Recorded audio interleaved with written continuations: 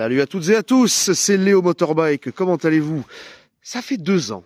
2 ans que je dois tester cette voiture et enfin aujourd'hui ça arrive. Et comme quoi, fallait juste attendre.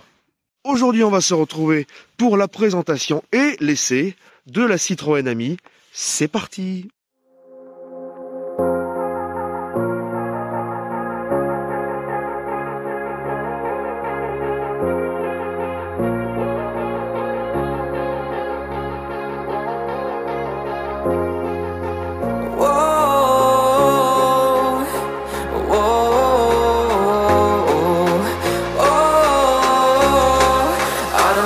Take you home with me.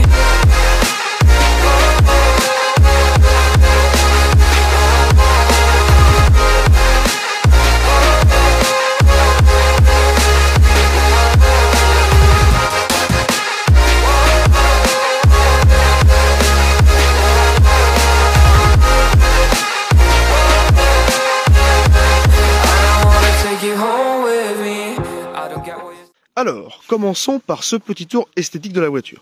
Qu'est-ce qu'on peut dire? La voiture a une forme quand même qui est très simple. On a notamment, vous voyez, c'est un petit cube Soro en fait, bon, avec un petit profil aérodynamique tout de même. Alors il faut savoir que les pièces sont communes à droite et à gauche pour réduire le coût de fabrication. On a notamment ici le pare-choc arrière qui est exactement le même que le pare-choc avant, vous pouvez voir. On a juste cette petite pièce qui a été rajoutée. Certains la trouveront moche, moi je la trouve pas moche, très honnêtement. Je trouve pas moche parce que malgré les contraintes techniques de fabrication, bah, je trouve que c'est plutôt sympa. On a quand même un petit avant un petit peu prononcé ici, le pare-brise un petit peu incliné. À l'arrière, on peut constater que la vitre sort légèrement comme ceci. On a également un béquet, ça vous savez, c'est pour appuyer la voiture à 200 km/h. Il s'agit vraisemblablement d'un modèle haut de gamme. Si c'est le cas ou si c'est pas le cas, je vous marquerai bien entendu à l'écran. On constate qu'on a ici des petits enjoliveurs de jantes, pardon. Alors les enjoliveurs sont plutôt jolis, ça paraît plutôt de bonne qualité.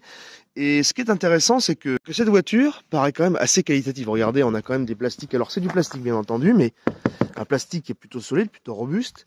Et surtout, des agencements qui sont, malgré ce que peuvent dire certains, qui sont plutôt bien faits. Vous voyez, une simple pression suffit à fermer la portière. On continue notre petit tour de la voiture. On a une option très intéressante. D'ailleurs, c'est pas une option, c'est une série, pardon. On a un toit vitré. Ça, c'est pas mal. La voiture coûte que 7000 €. Alors quand même, je trouve que c'est plutôt pas mal. On a un petit autocollant avec un petit logo 2 ici. Puis, ouais, c'est pas trop mal fait quand même, regardez. Et là, comme vous pouvez le voir, on a un petit bas de caisse en fait qui se scinde en deux. Parce que tout simplement, cette pièce-là, qui descend jusqu'ici, c'est exactement la même que celle-là qui a été retournée. On les trouve également de l'autre côté. Donc voilà. Avant, nous avons quelques petits feux de jour, ici et ici, qui servent également de clignotants, et des projecteurs qui servent de code, uniquement de code. Il n'y a pas de feu de jour sur cette voiture. On a le petit bas de caisse qui est plutôt sympathique. Moi, je trouve qu'esthétiquement, cette voiture est quand même réussie, parce que ils ont quand même fait un pari audacieux, et ben, c'est plutôt sympa, en tout cas ça marche. Certes, très différent des Exam GTI, des Ligier JS60, mais je trouve que le pari fonctionne plutôt bien. Et on va passer sur l'intérieur de la voiture et vous allez pouvoir constater que l'intérieur est assez succinct. Voilà, vous avez ici 2 petits sièges qui sont, on va pas dire baquets bien entendu, 2 petits sièges qui sont en plastique. Ici, vous pouvez voir qu'il y a un dossier. Alors, le maintien est quand même pas terrible, hein.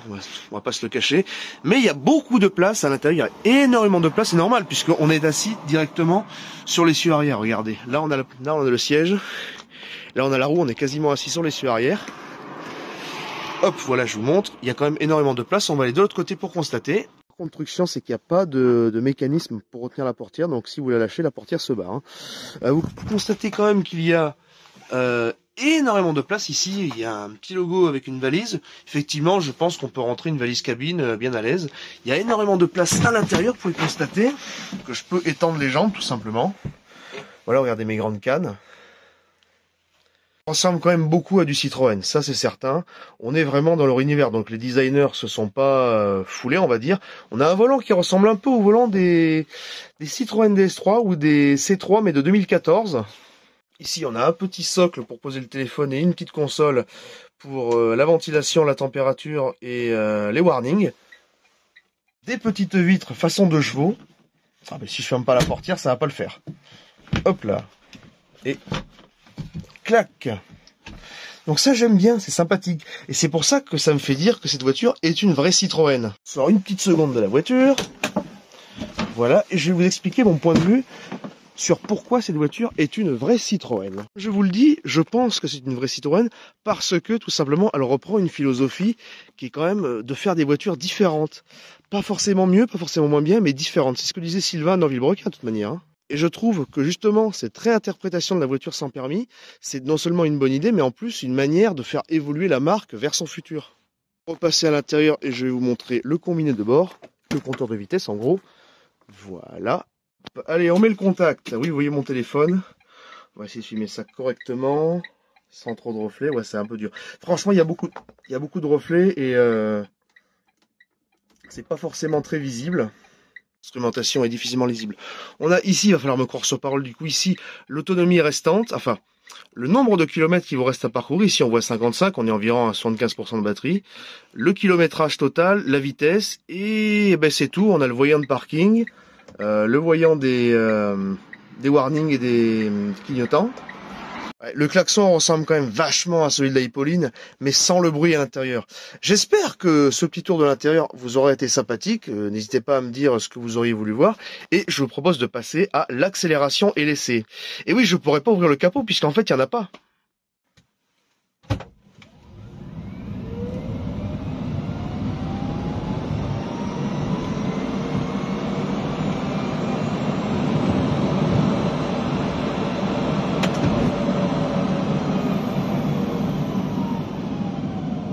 Allez, on se retrouve pour ce petit essai de la Citroën Ami. Alors on est au stop, pied dedans, qu'est-ce que ça donne?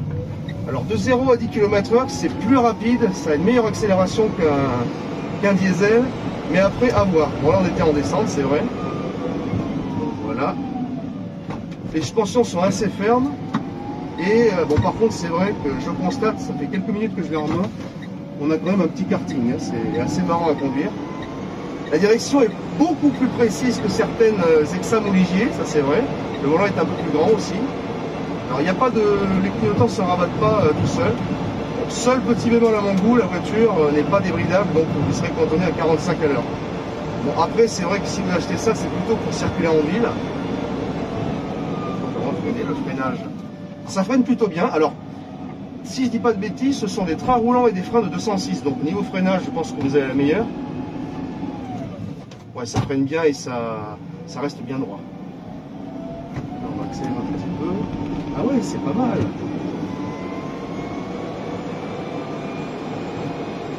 Franchement, je vous dis, je suis très agréablement surpris de cette voiture. C'est franchement un petit karting. On va prendre une petite montée. Bah tiens, ça va être intéressant, on va voir ce que ça donne. Il n'y a personne, c'est bon. Ouais, on va dire que c'est à peu près pareil qu'une... C'est un petit peu plus fort au départ, mais un petit peu moins fort après qu'un diesel en termes d'accélération. Mais je dirais que c'est à peu près la même chose. En montée, on a un petit peu de mal. Je pourrais pas vous dire si on a plus de mal avec un diesel, peut-être un peu moins. Mais je ne saurais pas vous dire, donc je ne me prononcerai pas. Bon, on va aller là-bas, puis on va faire un petit demi-tour. Vous voyez là on est à 25 km/h, ça monte, hein, ça en tout cas pour ceux qui savent, je suis parti à Aubagne chez James Road du 13, j'avais une Exam et c'est vrai que ça n'avançait pas comparé à ça. Ah oui, la direction revient aussi très bien. On va accélérer encore un petit peu. Ouais, la direction c'est quand même très amusant.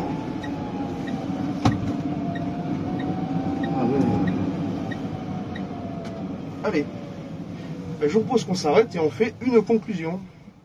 C'est parti. Seul gros défaut que je donnerais, alors je vais pas parler ici des défauts d'alignement etc parce que je ne les ai pas constatés donc je vais pas les inventer pour vous. Je vous conseille de vous renseigner sur la voiture si vous pensez vouloir l'acheter. En tout cas moi je suis très agréablement surpris. On a quand même quelques petites fautes de gouttes, les rétros qui sont quand même assez petits, c'est assez difficile. Le rétro intérieur qui n'y est pas, bon là vous pouvez constater que le propriétaire en a mis un qui est grand d'ailleurs. Donc voilà. Tout ça pour dire que je suis vraiment très agréablement surpris pour cette voiture. J'espère que la vidéo vous aura plu et moi je vous dis à une prochaine. Ciao.